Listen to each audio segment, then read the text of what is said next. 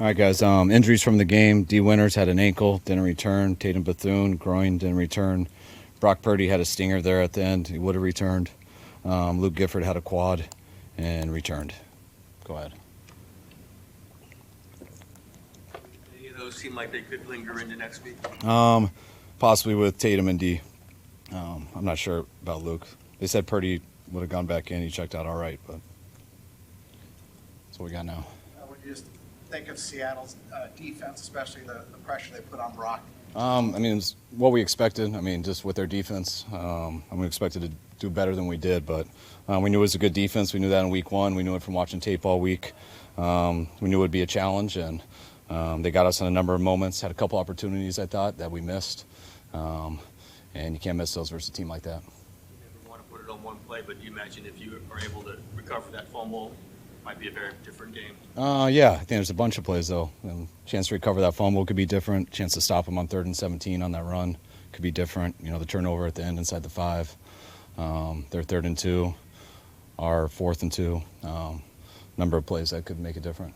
Offense struggling more than we've seen in a long time. Obviously, the defense is really good. What did you see from the execution? I think when you have, having 40 plays, couldn't get the run game going. I think we only had 12 runs. I think we converted 1 third down in the first half. That was a series, I think, the only series that we got the score on. But you convert 2 third downs in a game. They control the clock for 40 minutes. Versus a good, it's kind of the opposite of what happened last game. I thought we did better on our 3rd downs. We played them in week 1. We had the ball for 40 minutes. We averaged about 3 yards a carry in that game, but we stayed on the field, so we were able to get 36 runs.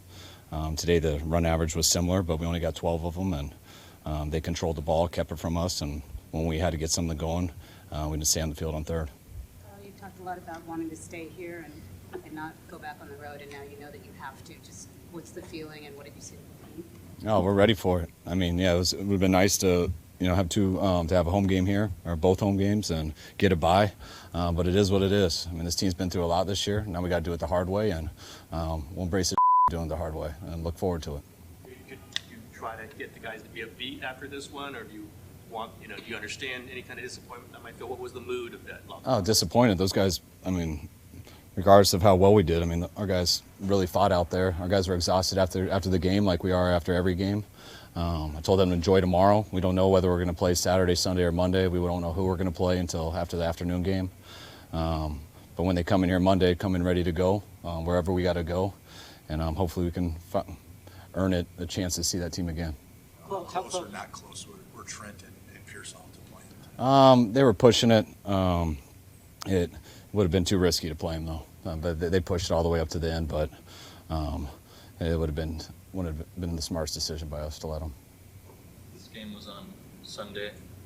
They have maybe a chance to. Oh yeah, much better chance. You think Seattle might be the best team in the NFC, other than yourself? I don't know. Anytime you got a good defense, a very good defense, a good offense. They've been showing that they're one of the best teams in this league all year. That didn't feel much different than the team we played in week 1. I thought the game was a little bit similar in terms of the battle on both sides just to get in the end zone. But they've earned the number 1 seed. They played like that throughout the whole year, and we're going to have to earn the chance to get to play them again. Is there any specific area defensively where you have trouble coping more than anything else? No. It's similar to what they do each week. They got a good pass rush. They're tough to run the ball against, and they're tough to get explosives against. So. 4th and 2, Kyle, play action. Was that looking for something over the middle there? I didn't really see anybody who he could have directly thrown it to. Oh yeah, we would have hit Kittle. He was. No, he was on a corner. No, he was extremely open. They had one guy had to cover 2, a go route and Kittle, but we got beat inside on that and weren't able to hang in there for it. I think it was Lawrence who showed up right when the quarterback got to the top of his drop. Brock's performance.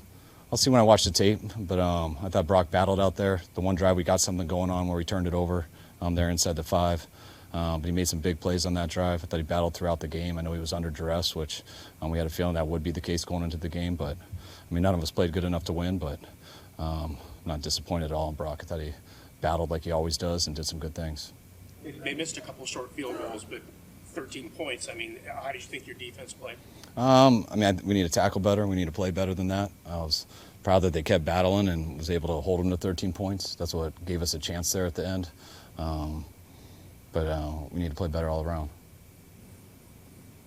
When you guys have so many missed tackles, is there reasons for it other than guys over pursuing or Seattle's doing? No, there's not reasons for it. Just got to be better. All right, guys. Thanks.